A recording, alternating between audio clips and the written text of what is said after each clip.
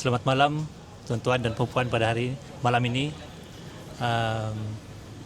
Tujuan kita berjumpa malam ini ialah sangat spesial lah. Maksudnya kita ada jemputan khas daripada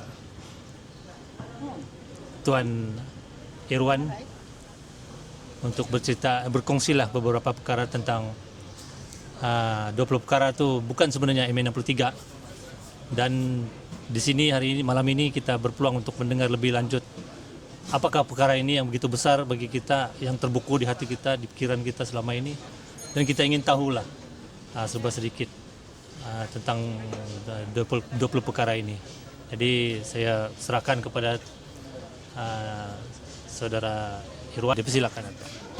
Okey. Bismillahirrahmanirrahim. Assalamualaikum warahmatullahi wabarakatuh.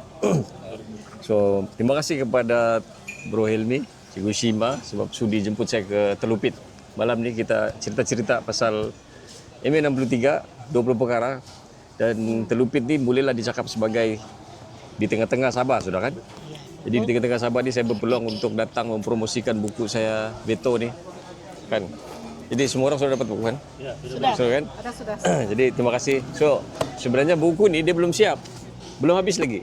So, penceritaan pasal 20 perkara ni, musim pilihan raya ni sebenarnya orang tak mau dengar sudah pasal 20 perkara ni. Kan? Orang sekarang tengah mau cerita pasal 40%. Betul. Kan? Orang tengah mau cerita pasal mana duit kami, kan? Kasih balik. Jadi ini sebenarnya sudah sampai satu tahap yang masyarakat Sabah khususnya sudah bergerak maju ke depan sudah. Tapi kita masih lagi sebenarnya perlu menjelaskan apa itu 20 perkara. Walaupun orang mungkin sudah move on. Tetapi saya rasa perkara ini penting. Sebab walaupun mungkin di media sosial orang sudah mula bergerak kepada perkara baru, tapi masih lagi sebenarnya orang tidak dapat beza tu. 20 perkara sama MA63 tu orang masih belum dapat beza. Orang dapat beza. Ya. So kenapa saya perlu buat video ni, mau jelaskan ni? Sebab ini adalah paling dekat di hati KDM ni. Iya, Kan? betul. Paling dekat sama KDM ni. Kalau disebut MA63 dia cakap itulah 20 perkara. 20 perkara itulah MA63. Jadi bila saya tulis buku Beto ni kan, masa saya tulis buku Beto ni, buku ni sebenarnya adalah cerita sebelum 20 perkara. 20 perkara ni belum muncul lagi masa buku ni ditulis. So ini adalah cerita sebelum satu perjanjian rahsia dibuat. So masa pembentukan Malaysia ni, sebenarnya Tunku Abdul Rahman sama British ni, diorang sudah ada perundingan awal. Perundingan sesama diorang, kerajaan Melaya sama kerajaan British. Diorang punya perundingan tu sebelum lagi pengumuman pasal idea mau bentuk Malaysia di Royal Adelphi kah? Belum lagi tu. Sebelum pengumuman tu sudah ada pun perundingan diam-diam, senyap-senyap tu. So itulah yang saya tulis ni, surat menyurat, Tunku Abdul Rahman pujuk-pujuk mau minta ni Sabah sama Sarawak ni bagilah sama Melaya. Tiga wilayah tu. 3 wilayah kecil kan dalam buku ni kan. So itu adalah perkara yang kita tidak pernah tahu. Macam mana saya dapat tahu? Semua daripada ni, buku tebal ni. Ini dia punya sumber. Buku ni adalah ringkasan kepada buku tebal tu. Ini buku, surat-surat itu semua. Jadi kita tulis dalam bentuk novel supaya orang Sabah faham. Jadi apa yang berlaku? Bila kita susun tu, rupa-rupanya hasil daripada pujuk rayu Tunku Abdul Rahman ni untuk mau dapatkan Malaysia ni, di situlah idea mau minta buat Suruhanjaya Kobol tu. Iya. So bila dia sebut pujuk-pujuk, macam mana kami tidak boleh bagi, ini terserah kepada orang Sabah sama Sarawak. Begitulah masa dalam perundingan tu. Jadi akhirnya Tunku bercakap, okeylah kalau begitu buatlah Suruhanjaya. Kan kita pernah buat Suruhanjaya, ni kali kita buatlah Suruhanjaya Kobol. So Suruhanjaya Kobol tu dibuat pada tahun 62, di saat Sabah sama Sarawak ni belum ada ketua menteri, belum ada kabinet, belum ada kerajaan. Macam sekarang lah, sekarang kita mau pilihan raya. Di saat Dewan Undangan Negeri sudah dibubarkan, kita tidak kerajaan sekarang. Tidak kerajaan. Sama. Ya. Bolehkah caretaker berbincang pasal 40% sekarang? Tidak boleh. So situasinya sekarang sebenarnya sama macam tahun 62, semasa diorang buat itu Suruhanjaya Kobol, kita tidak kerajaan, kita tidak ketua menteri. So apabila dia ada ketua menteri, Suruhanjaya Kobol tu masa itu parti-parti politik pun belum lagi didaftarkan, tapi masih menggelarkan diri diorang sebagai parti politik lah. Kamilah USNO, kamilah UNCO, kamilah ini diorang gelarkan. Belum lagi didaftarkan tu. Didaftar Ogos tahun 62. So masa diorang tengah dapatkan kutipan, tanya orang apa semua tu, maklumat dikumpul. So Tunku sebenarnya tidak puas hati sama itu laporan. Laporan Kobol tu ada yang tidak ngam, dia tidak setuju. Bila dia tidak setuju, Tunku cakap kalau begitu kami datang. Saya datang pergi London lagi satu kali. Maksudnya dia sudah datang 2 kali. Kali kedua dia datang, perundingan itu akhirnya dia orang dapat buat satu keputusan yang mana Tunku setuju untuk sign satu perjanjian. Ini perjanjian ni. So perjanjian ni apa ni? Inilah yang saya mau kasih tahu, ni pasal 20 perkara ni. Apa ni 20 perkara ni? Masa Tunku ni dia pergi London kali kedua, dia tengah mau pujuk ni Sabah ni, bagilah bahasa Melaya ni kan, kasihlah. Tapi ini Perdana Menteri UK cakap boleh, tapi dengan syarat kita buat dulu perjanjian ni. Dalam perjanjian ni, untuk pengetahuan lah, perjanjian yang ditandatangan pada 31 Julai ni sebenarnya ibarat satu perjanjian pelan, bah. Pelan rumah yang British kalau dia cakap kalau Malaysia ni, kalau katalah Malaysia ni tak jadi ya, Sabah sama Sarawak ni sebenarnya rupa dia begini. Itulah perjanjian tu. Okey, dia punya plan tu. Jadi apa plan tu? Contoh kalau kita cerita level-level supaya orang senang faham. Okey, rumah ni nanti dia punya pintu yang ini. Okey. Kau yang penting kau setuju. Ya, dia punya lantai ini, dia punya mosek ini, dia punya mangga ini. Okey, lampu dia ini, warna dia begini, cat dia ini. Itulah dalam itu perjanjian tu. So apa yang saya maksudkan tu, inilah yang dibagi tahu dalam perjanjian ni tentang perlembagaannya Sabah begini. Kalau dia mau ubah begini, siapa yang ada hak ubah ini. Dia sudah senaraikan. Ini perincian dia ni, yang perjanjian rahsia tu. Dalam perjanjian rahsia ni ada tulis, tapi ada lagi bahagian lain ni nanti akan diselesaikan di dalam satu lagi mesyuarat yang lain bulan depan lah. Maksudnya ini perjanjian akan sambung satu lagi perjanjian, bang. So perjanjian yang satu lagi ni dia cakap, tapi perjanjian itu nanti akan melibatkan orang Sabah sama Sarawak. Okey. Jadi Tunku sign. So apakah yang dilibatkan tu? Yang mesyuarat yang saya sebut tu, itulah mesyuarat IGC. IGC itu apa? Kalau orang nak tahu kan, IGC itu maksudnya inilah mesyuarat lanjutan. Ibaratnya pelan rumah sudah siap, nanti orang Sabah ni akan dibawa libatkan untuk pilih. Nanti tuan, nanti kau pilih warna ni ni kau pilih pintu apa kau mau kau yang cakap apa, duit ni macam mana. So itu dalam mesyuarat IGC sebenarnya British dan Melaya sudah tahu pun hala tuju Sabah dan Sarawak tu akan jadi macam mana. Macam mana rupa dia sudah tahu. Tinggal mau mesyuarat saja. Faham? Tapi pada masa tu tidak ada kerajaan lagi. Sabah sama Sarawak belum ada kerajaan. Belum ada ketua menteri. Jadi macam mana mau bawa orang mau pergi situ? Itulah situasi dia. Jadi apabila diorang pun setuju, ini Tunku sama Harold Macmillan, Perdana Menteri UK, sign, setuju sudah. Ini rahsia, sampai sekarang masih rahsia, tapi sudah terbuka lah. Rahsia dia sudah dibongkar. So bila sudah dibuka, diorang cuma umumkan pada hari besoknya, beritahu, okey tahun depan Malaysia ni akan jadi. Pada 31 Ogos 1963. Jadi pada masa tu, 31 Ogos tu, 31 Julai, 31 Julai tu, 1 Ogos, satu hari bulan tu, diumumkan Malaysia akan jadi tahun depan. Yang paling cemas adalah Donald Stephen, Mustafa. Inilah pemimpin siapa ni? JS Sundang, Ho Siak Chiu ni. Diorang ni semua cemas. Apalah kita mau bikin ni? Ini minit mesyuarat ni semua dah. Apalah kita mau buat ni sekarang? Adakah takkan kita masuk begini saja? Ingat saya cakap tadi? Persetujuan sudah dimuktamadkan antara British sama Melaya. Saya tanya sekarang, adakah Malaysia ni jadi ataupun tidak kerana ini perjanjian? So dua kerajaan sudah setuju tau? Jadi sudah. Jadi yang belum jadi ketua menteri, yang belum jadi kerajaan ni cemas, apa mau bikin? So masa orang cemas ni, berpanggil-panggil sudah ni ketua-ketua parti politik ni, mesyuarat dulu kita. Kita mesti adakan kita punya tuntutan. Jadi diorang pun susun, diorang punya tuntutan. Mula-mula 14, ujung-ujung bulan sudah jadi 20. Sebab rupa-rupanya ada satu lawatan daripada itu pengerusi daripada UK pada 14 hari bulan 8. Dia datang untuk memantau lah, kan, memantau orang Sabah apa diorang punya pandangan.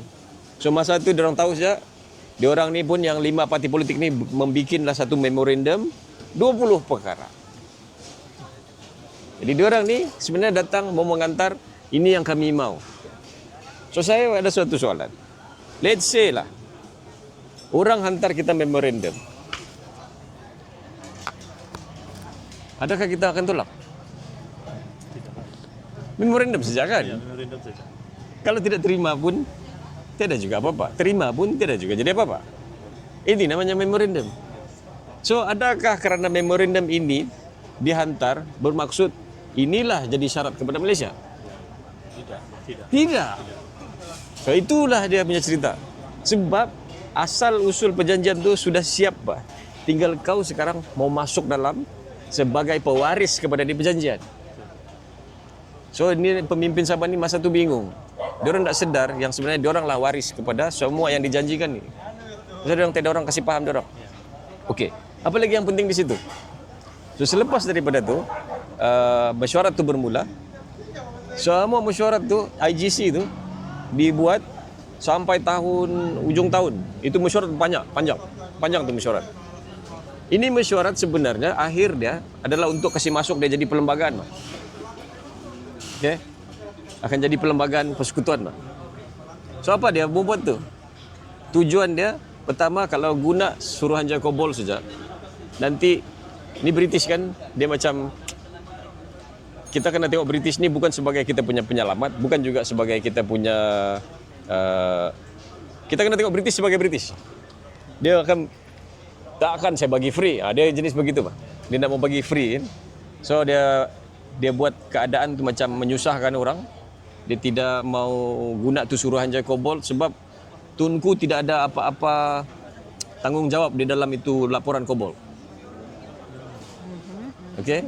Di dalam tu cuma ada kemahuan orang Sabah sama Sarawak saja. Tapi Tunku tidak sign apa-apa. Kerajaan Melaya tidak ada komitmen apa-apa yang boleh dibawa ke depan.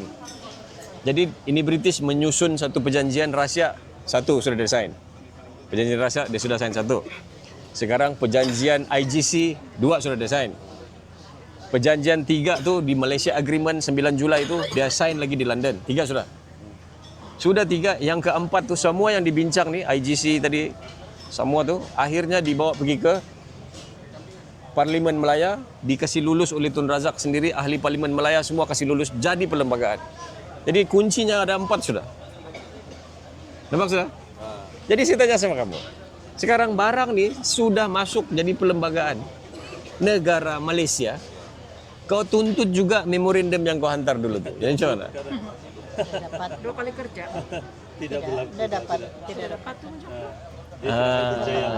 Susah lah kan. Jadi kita punya sesi pada malam ni bukan kita mau menghina pemimpin kita terdahulu, bukan. Sebenarnya bila saya baca, kita sebenarnya memang sengaja dibiar tidak paham. Perlembagaan tak kena bagi. Dan sebenarnya masa British jaga Sabah dulu, British tak pernah tunjuk pun perlembagaan North Borneo.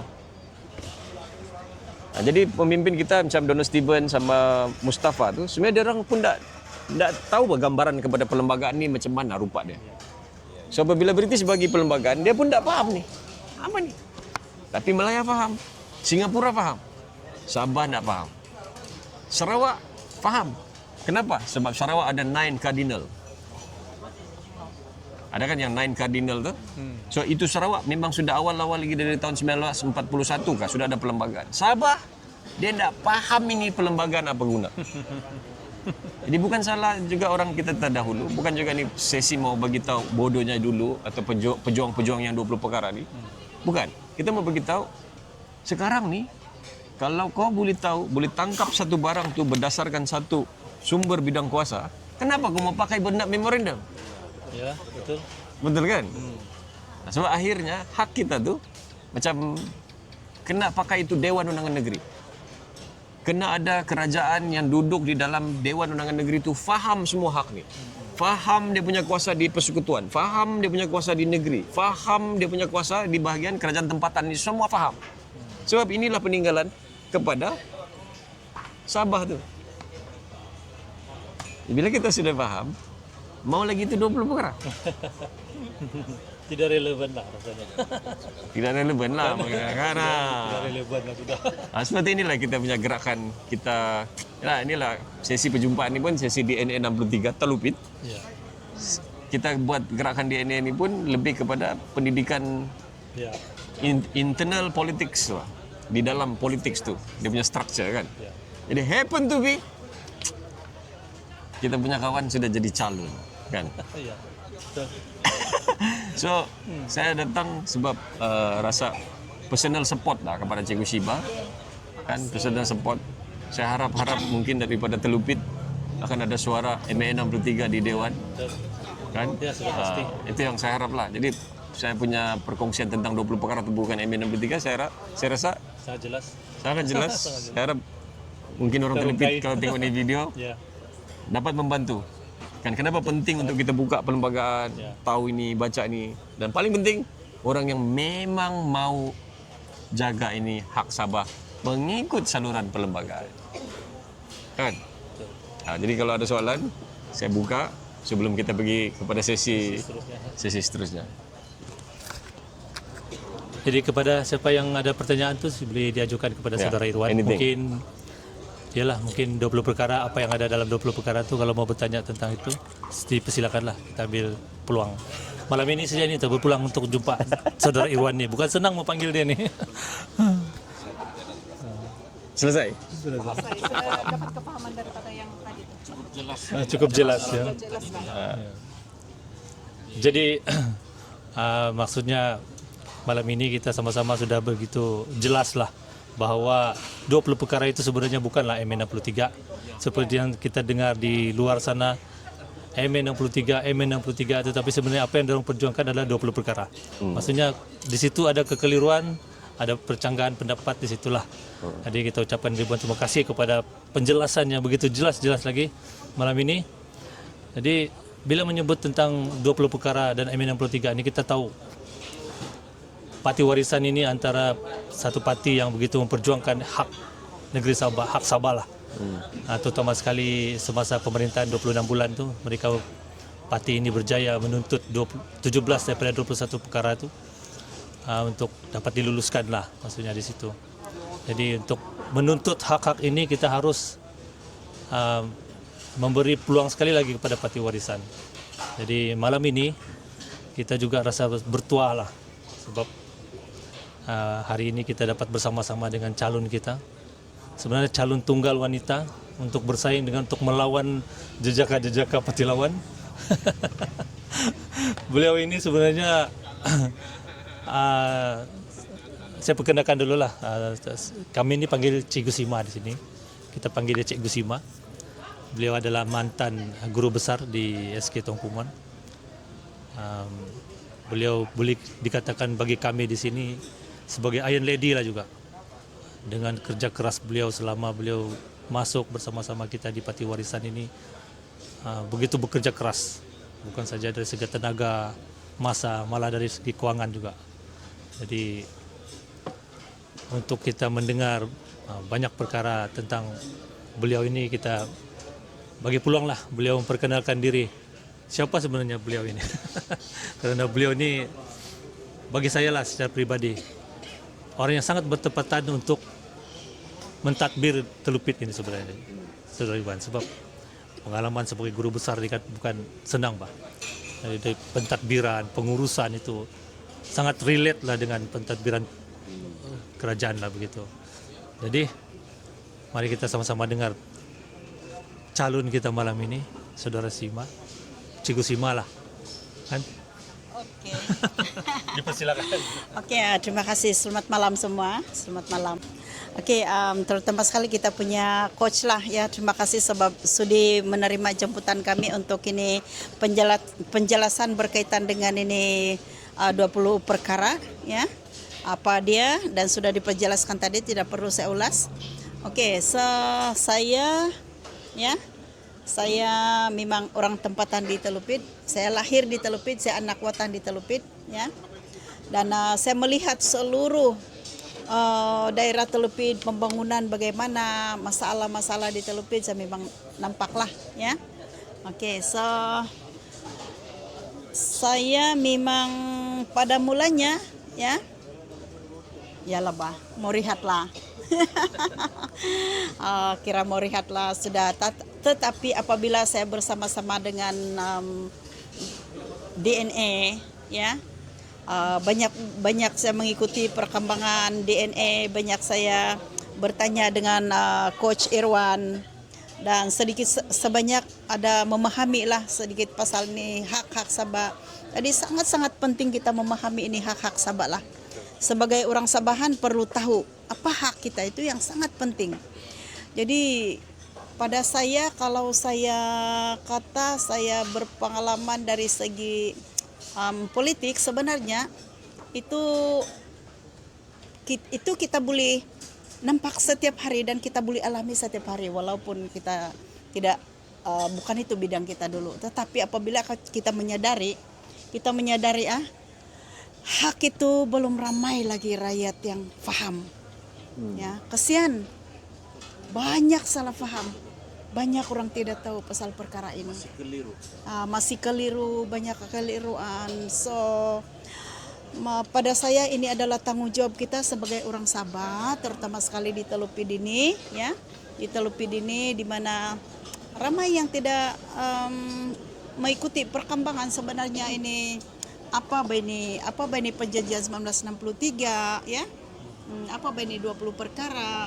Jadi ramai yang tidak mengikuti perkembangan. Jadi sebab itu saya berada di sini dan saya merasakan tanggung jawab ini perlu berada dalam arena politik lah. Ya, perlu berada dalam arena politik sebab kita memerhati selama ini ramai yang tidak begitu memahami lah. Ya. Jadi apabila sedikit sebanyak kita faham perkara ini, kita terus maju untuk memberi sumbangan kepada rakyat lah, sumbangan idea, sumbangan pemahaman, sumbangan macam mana bersama-sama membangun Telupid kan. Itu yang sangat penting lah. Oke. Jadi rasanya itulah sangat-sangat penting nih kalau kita bersama-sama dengan nih. Ya, ada ini anak muda Telupid nih. Ya, perkenalkan Irwan Idris. Kita punya aktivis DNA 63. Oke, jadi itulah keberadaan kita di sini. Kesadaran itu sangat penting. Sebab tanpa kita sadar tanggung jawab kita, hak kita dalam sebagai rakyat Sabah, itulah kita yes man, iya ikut sajalah siapa sajalah. Okelah. Tidak tahu menilai manakah parti yang kamu ikut. Ya, jadi sangat penting lah ya, itu saja. Jadi terima kasih Cikgu Simah. Satu perkongsian tentang pengalaman dan cerita beliau sangat-sangat begitu bersemangat bagi kita. Beliau mau menyumbangkan tenaga masa dia bagi saya untuk mengubah sesuatu pembangunan atau pentadbiran di platform dia adalah politik lah. Maksudnya dalam politik ini kita boleh mengubah banyak perkara kan. Jadi itu sebab mungkin beliau rasa dengan adanya dalam politik ini beliau boleh menyumbang banyak perkara, terutama di Telupid lah begitu.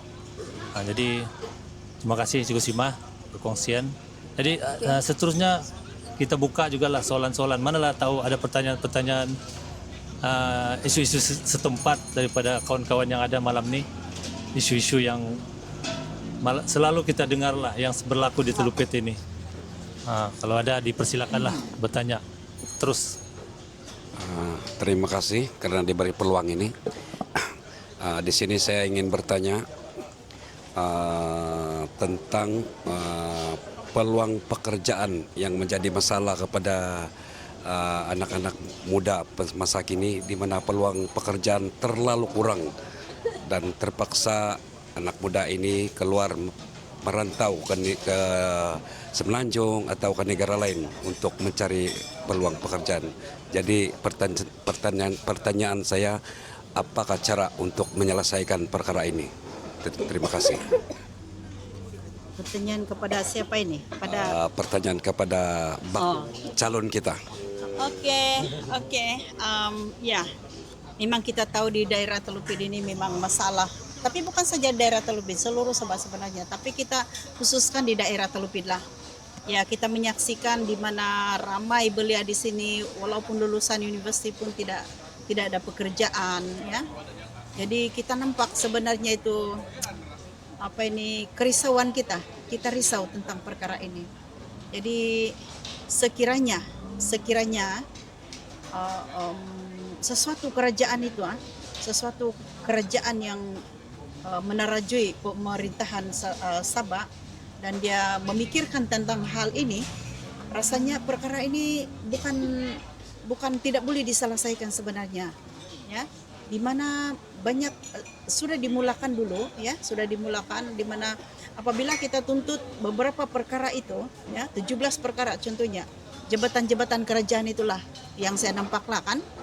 Oke, jabatan pelajaran dulu, jabatan pendidikan lah, sekarang kan Kementerian Kesehatan dan jabatan-jabatan yang lain. Kalau itu sebenarnya kita diberi kuasa, ya, kerajaan itu sendiri memegang kuasa itu, ya, tanpa bergantung daripada mana-mana pihak di luar sana. So rasanya perkara ini sedikit sebanyak dapat membantu generasi muda untuk peluang-peluang pekerjaan lah, peluang-peluang pekerjaan. Bukan sahaja dengan jabatan-jabatan, tetapi kalau di Telupin ini kaya dengan sumber alam. Kaya dengan sumber alam, terutama sekali kawasan kita ini, kawasan pelancongan sebenarnya. Banyak tempat yang boleh kita wujudkan sebagai hub pelancongan di Telupin, di tengah-tengah Sabah. Hutan simpan yang cantik. Hutan simpan cantik. Manakala negara Eropa, dia sangat suka datang di Sabah ini, melawat. Jadi itu pun kalau kita ada satu pusat pelancongan di sini, itu satu peluang pekerjaan, ya. Dan bukan itu sahaja, kalau di seluruh daerah Telupin ini dikelilingi dengan ladang-ladang sawit, tahu? Ladang-ladang sawit kan? Jadi itu hasil sawit itu dihantar ke kilang, orang kampung hantar ke kilang, kemudian diproses jadi minyak. Selepas jadi minyak, pergi mana sudah itu minyak itu? Antar di mana? Ke Malaya. Bukan saya yang cakap, dia yang cakap. Antar ke luar tuh minyak masak. Jadi kenapa tidak untuk memberi peluang pekerjaan kepada generasi muda? Kenapa tidak hasil-hasil seperti ini, bahan-bahan mentah seperti ini, macam minyak sawit, getah, ya. Sebab di Telupin ini banyak banyak sebenarnya. Kenapa tidak buatlah kilang di tengah-tengah Sabah nih, ya. Buat kilang minyak masak seperti yang dibuat oleh kerajaan lalu, ya. Dan di Telupin ini tidak mustahil sebab di sini dikelilingi dengan kilang minyak sawit. So itu kalau adakan itu, diwujudkan itu, memang peluang pekerjaan itu terbuka luas untuk generasi muda. Tetapi sekarang tidak ada apa yang diorang boleh masuk untuk bekerja. Jadi cuma mereka berkecimpung dalam ini perniagaan, tetapi pusat-pusat kemahiran pula tidak ada. Pusat-pusat kemahiran tidak ada. Jadi sangat penting kalau ada diwujudkan juga pusat kemahiran di sini. Jadi banyak sebenarnya, bukan itu saja. Banyak perkara yang kita boleh buat di daerah Telupin. Ya, banyak perkara. Dan perkara ini sudah semestinya untuk peluang-peluang pekerjaan, mengatasi peluang-peluang pekerjaan untuk generasi muda. Dan pembangunan di sini juga sangat diperlukan oleh generasi muda. Setakat ini yang sudah dirancang konon kompleks sukan tidak ada sampai sekarang. Jadi inilah yang membimbangkan kita di daerah Telupin. Sangat penting sebenarnya pengujudan beberapa perkara, terutama sekali perindustrian, pusat kemahiran, pusat-pusat pendidikan, ya, pendidikan tinggi, ya, sangat-sangat pentinglah Dan kalau ada institusi ini ada dibina di sini pun itu juga peluang pekerjaan. Peluang pekerjaan. Oke, jadi sedikit sebanyak itulah yang kita mau supaya rakyat Telupin ini betul-betul bijak memilih kerajaan yang boleh menyediakan dan kompeten untuk buat kerja seperti ini. Mengutamakan peluang pekerjaan generasi muda khususnya di daerah Telupin, ya. Generasi muda daerah Telupin sangat-sangat penting. Ramai di luar sana tidak ada pekerjaan. Ramai di luar sana masih rendah ekonomi dia. Tidak ada tempat tinggal, tidak ada tanah. Masih menumpang dengan ibu bapak. Sudah berkawin pun masih menumpang dengan ibu bapak. Jadi kemanakah? Di mana kita bawa generasi muda ini sudah berlarutan berpuluh tahun dengan keadaan begini. Jadi sudah pasti pada saya penglibatan saya di dalam pati warisan ya. Saya melihat bahwa matlamat ini ada dalam pati warisan. Ya. Jadi saya rasa saya tidak silap tempat untuk berada dalam politik, dalam arena politik khusus dalam pati warisan. Ya. Sebab pati warisan ialah satu-satunya pati lokal tempatan yang berdiri sendiri. Tidak bergantung kepada luar sana pati-pati yang lain. Dan inilah sebenarnya yang diperlukan oleh rakyat. Inilah yang diperlukan. Kita perlukan perkara ini. Ya. Jadi itulah antara peluang pekerjaan lah yang kita boleh sediakan untuk rakyat. Banyak lagi sebenarnya. Kalau saya cakap sampai depan, tidak habis itu. Jadi maksudnya kita bergabung dengan rakyat lah, betul kan Ciko? Iya. Ya, kita bergabung dengan rakyat. Jadi mungkin dapat menjawab soalan dan kemiskinan Tuan tadi itu pertanyaan tentang pekerjaan. Begitu banyak peluang-peluang pekerjaan yang kita akan sediakan lah apabila pati warisan menjadi kerajaan akan datang. Dan ini janji ini sebenarnya. Kita percaya janji ini kita akan tunaikan lah. Jadi mungkin ada lagi saudara satu sebelah tu pertanyaan. ada Saya pertanyaan. tertarik dengan perbincangan kita yang betul-betul saya anggap ini sebagai satu pengetahuan baru untuk mereka yang tidak berapa paham apa itu perkara 20, apa itu MA 63 atau jadi dalam anu ini saya coba untuk bertanya sama kita punya calon berkenaan dengan isu setempat Telupin nih, permohonan tanah itu bagaimana proses dia untuk kita orang cakap kita mempercepatkan ataupun sebab biasanya bila orang yang memohon nih proses dia terlalu lambat. Jadi itu antara isu yang orang kampung selalu sebut ialah orang kampung selalu sebut yang sempat mati dulu geran belum keluar lagi. Mana tuh? Apa pandangan kita punya calon ini? Maksudnya untuk dia punya proses untuk mempercepat adakah tindakan akan sekiranya kita menjadi kerajaan? Oke, rasanya itu jawaban paling ringkas lah kalau saya jawab itu. Jawaban saya ialah kita kena pilih kerajaan yang mau buat kerja untuk rakyat. Itu yang terbaik. Itu jawaban yang terbaik. Ya. Kalau proses dia itu, kalau kita punya kerajaan, dia tahu mentadbir, dia ingat masalah-masalah rakyat, dia memahami apa keperluan rakyat, dia nampak berpuluh tahun keadaan begitu, tapi proses dia tidak juga berlaku.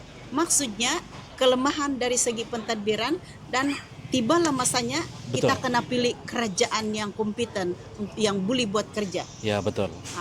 Ya, sebab sudah terbukti pada yang lalu. Ya betul. Dalam masa yang singkat, beribu geran tanah sudah dikeluarkan. Ya betul. Ya, dan rancangan akan datang ini juga adalah untuk pemilikan tanah kepada generasi muda. Ya syukur. Jadi itu jawaban dia ialah pilih kerajaan yang bijak, yang tahu buat kerja. Jadi siapa agaknya? Siapa agaknya? Tolong jawab saya.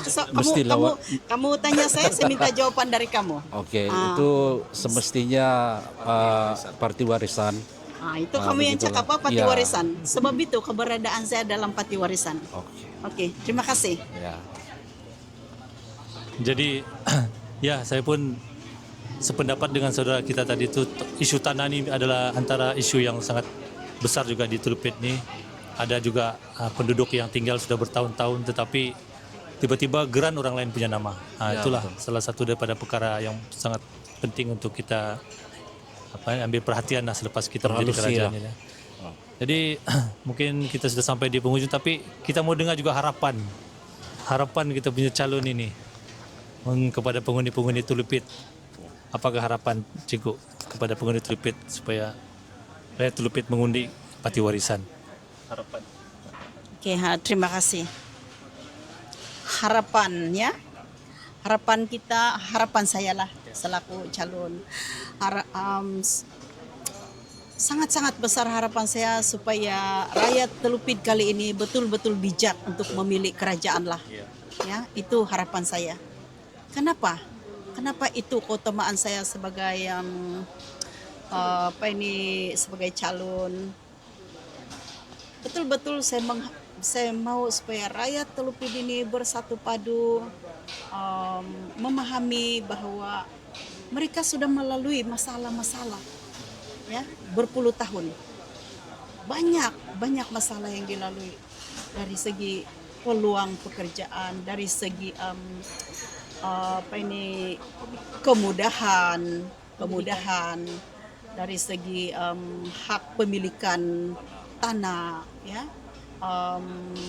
Selain itu saya juga mengharapkan, sebab di daerah Telupit ini kita terdiri daripada pelbagai kaum, ya, pelbagai kaum di Telupit ini.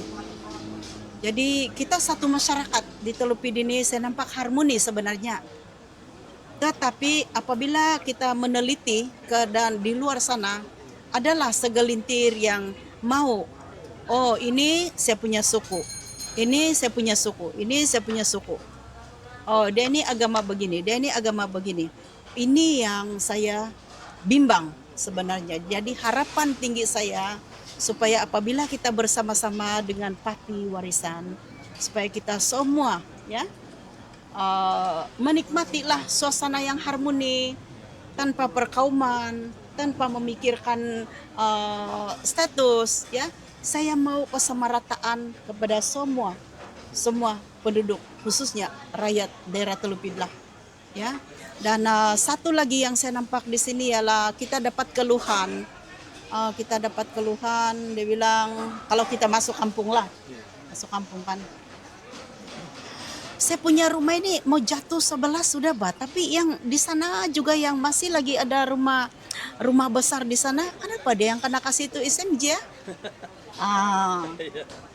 Ya, jadi dia bilang kalau Cikgu jadi calon dan Cikgu menang, apa yang Cikgu boleh buat untuk kami dalam perkara ini? Saya bilang kita pandai menilai, ya. Ada orang yang miskin, tetapi ada orang lagi yang lebih miskin, ya. Kita sudah merasa diri kita miskin, tetapi ada yang lebih miskin lagi.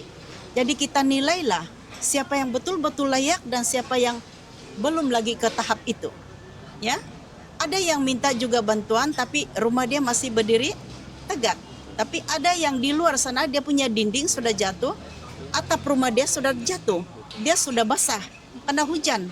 Jadi sudah pasti itulah kita punya keutamaan, ya. Itu keutamaan kita ambil perkara ini sebagai didahulukan kan. Nah itulah harapan saya lah, itu yang saya mau buat lah di sini kan. Yalah, selain daripada itu memanglah untuk pembangunan, ya, pembangunan dan juga kita dahulukan itu kemudahan asas lah, kemudahan asas. Selalu tidak ada air, elektrik begini sudah lama, beberapa tahun ya, 4-5 tahun lah dari sekarang, sangat-sangat kritikal, ya. Begitu juga jalan raya di kampung, begitu juga jalan raya di jalan pekebun kecil, ada yang sudah jatuh dia punya jambatan, ya.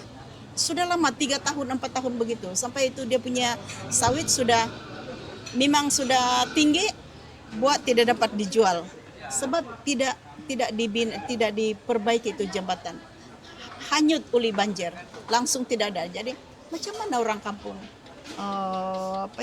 memperbaiki dia punya kehidupan kalau itu sumber diorang utama itu pertanian, tidak diindahkan tentang dia punya jalan raya kan.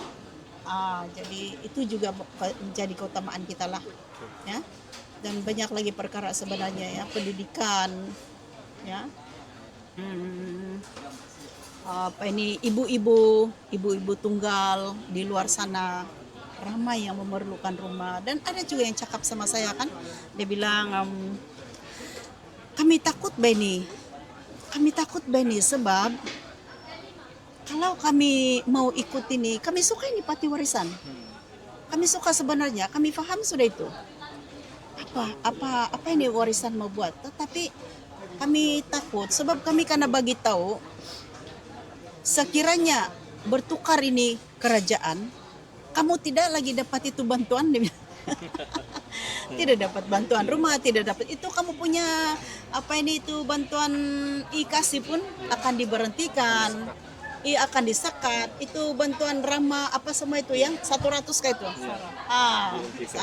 oke, pun diberhentikan. Saya cakap sama diorang, apa yang kamu takut ini? Apabila berganti kerajaan, tanggung jawab kerajaan lah untuk meneruskan itu tanggung jawab. Malahan kalau bertukar kerajaan yang kompeten, yang tahu masalah rakyat, mungkin akan lebih baik lagi daripada yang sekarang ini. Jadi apa lagi yang kamu takut? Boleh. Ya itulah, kita akan menambah baik sistem yang sedia ada sekarang ini dalam jabatan, ya, terutama sekali dalam ini bagian bagian politik lah yang dijaga oleh pihak YB lah kan, itu PPM kan tuh, UPPM, itu kena tengok betul-betul lah, ya. So itu saja, boleh. Ya, kita dengar sendiri harapan daripada kita punya calon kehadapan bagaimana keinginan beliau untuk melihat Telupit ini berubah 360 lah. Tapi mungkinlah bukan mengambil masalah juga kan. Sebab satu penggal itu mengambil masa untuk 5 tahun. Tetapi saya yakin mudah-mudahan dengan parti warisan ini progres itu sangat positif. Kita tahu rekod parti warisan walaupun selama 26 bulan dengan keadaan COVID masih berjaya melakukan banyak perkara lah. Jadi mudah-mudahan kawan-kawan kita yang berada di luar sana, yang berada di Telupit khususnya, sama-sama kita memberi peluang kepada parti warisan, khususnya kepada Cik Gusima yang mewakili DUN N47 Telupit ini untuk menjadi pemimpin kita di Telupit selepas PRN yang ke-17 inilah. Jadi mungkin kita sampai di penghujung pertemuan kita ini. Saya ingin juga mendengar penutup daripada kita punya aktivis yang terkenal lah bagi saya sangat kuat untuk menutup kita punya perjumpaan santai kita malam ini. Dipersilakan saudara. Okey, terima kasih Cikgu Shiba. Saya hari ini pun saya dapat belajar lah sikit daripada ini pula dalam pikiran Cikgu Shiba ni. Jadi banyaklah input yang kita dengar daripada Cikgu Shima sebenarnya memberi gambaran kepada kepentingan untuk pentadbiran daerah tu. Sebenarnya masalah paling besar dia adalah masalah kewangan lah sebenarnya. Okey, so sekarang Malaysia sedang bercakap pasal 40% Sabah. Dia bukan di Sabah saja, dia sudah masuk ke peringkat nasional. 40% Sabah tu memang hak Sabah. So saya kembali kepada cerita kita tadi 20 perkara tentang MA63 tu kan? Ingat saya cakap pasal mesyuarat IGC tu? Okey, mesyuarat IGC yang saya cakap yang pemimpin kita pada waktu tengah cemas bercakap pasal kita sediakanlah kita punya memorandum ni. Sebenarnya antara struktur dalam perjanjian rahsia yang sudah dibincangkan daripada awal tu adalah termasuk juga duit. Duit termasuk dalam tu. Permintaan untuk suara daripada Sabah untuk menyatakan berkenaan dengan keuangan ni apakah yang kamu mau. So itu ada dalam mesyuarat. Mesyuarat itu diminitkan bertarikh 9 Oktober, 14 November, 17 Disember tahun 62. So ada 3 mesyuarat fiskal. So dalam 3 mesyuarat ni kita boleh nampak 3 pendapat yang direkodkan. Pendapat pertama daripada Sarawak, pendapat kedua daripada North Borneo, pendapat ketiga daripada Kerajaan Persekutuan itu sendiri. So 3 pendapat ini tidak pernah dibuka, tidak pernah didedahkan sebagai dokumen pendidikan kah, untuk dibincangkan pasal sejarah kah, tidak pernah. Dan hari ini kita punya Perdana Menteri cakap pasal 40% ni berkenaan dengan hak Sabah ni tidak dirayu, tapi dirayu juga. Kan keputusan mahkamah. Kan? So sebenarnya apa yang saya mau cakap ni berbalik kepada minit mesyuarat IGC itu, sebenarnya tujuan pemimpin kita terdahulu minta pasal 40% ni dulu sebab mengenangkan tentang pentadbiran negeri. Itu betul. So dalam tu minit dia cakap, macam mana kita mau tadbir negeri? Kita ada federalist. Okey, federalist ada. Kita ada state list. Macam mana kita mau urus kita punya state list ni, urusan-urusan pentadbiran kerajaan negeri ni tanpa ada wang? So daripada masa itu lagi pun memang sudah tujuan diminta 40% ni untuk pentadbiran ini. Mau kasih run ini pentadbiran negeri ini. Urusan tanah, urusan negeri lah yang dalam state list tu lah. Dewan dengan negeri, semua undang-undang yang di bawah kerajaan negeri punya kuasa. Inilah tujuan 40% ni. Tapi kita sudah diabaikan. Kita disibukkan dengan politik. Sejak daripada awal tahun 62 tu, dalam keadaan pemimpin kita semua yang 5 parti tu tak tahu pun apa tujuan ada di sini, tengah berebut siapa mau jadi ketua menteri. Sampai hari ni 60 tahun kita masih bergaduh siapa mau jadi ketua menteri. Itu isu dia. Kan?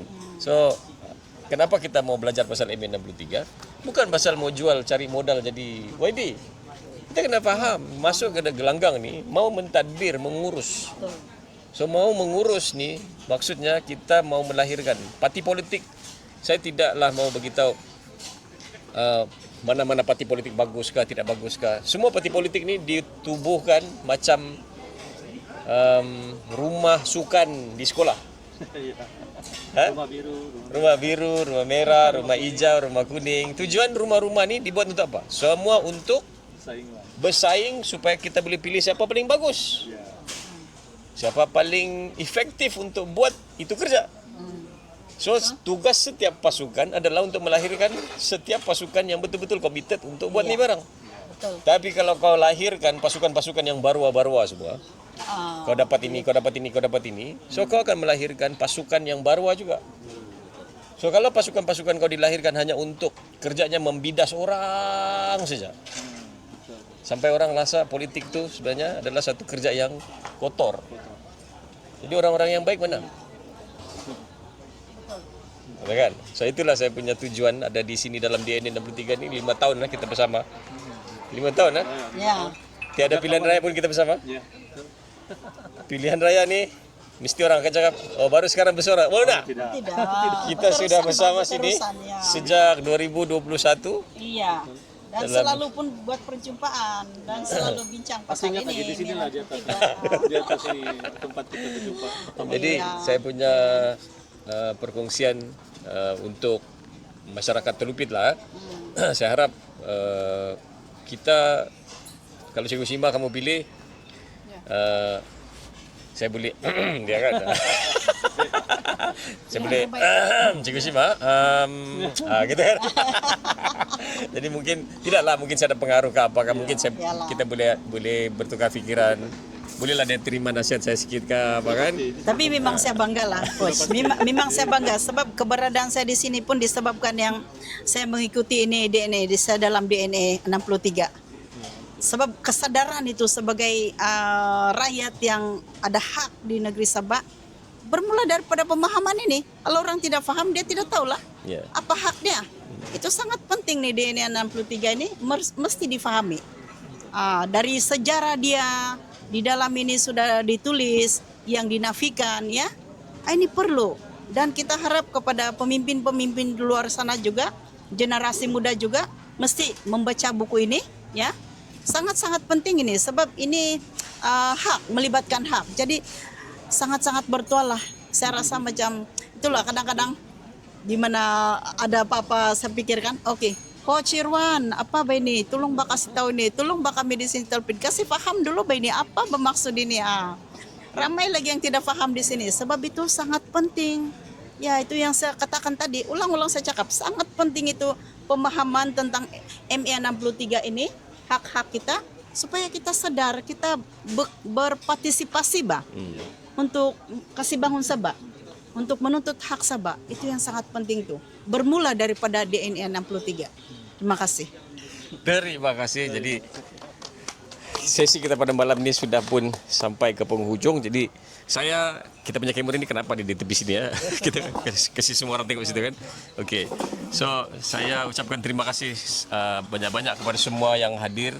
So saya dapat kesempatan, tujuan saya pun mewujudkan DNA ini lebih kepada mau orang tahu saja. Itu saja tujuan saya. So kalau sudah tahu, kalau sudah boleh diangkat menjadi YB dan kalau rakyat semua pilih dia untuk jadi YB pun harap suara itu boleh sampai ke Dewan.